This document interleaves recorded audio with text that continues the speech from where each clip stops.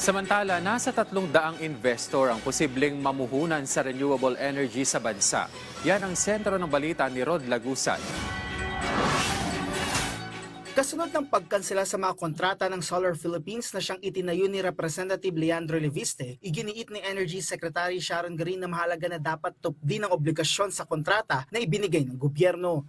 I think with this issue, all investors are already aware that they have to deliver on time as scheduled. Otherwise, we slap them with a penalty.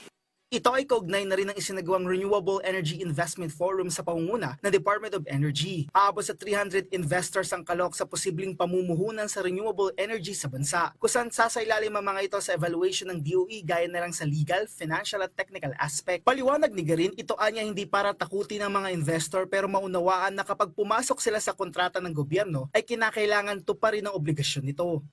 The message is there. No? The message is there that we want legitimate and serious investors in the Philippines. And that's what we want to give also in the investment forum. But at the same time, if you are a serious and legitimate investor, we will show you what opportunities you have in the Philippines here as an investor in energy.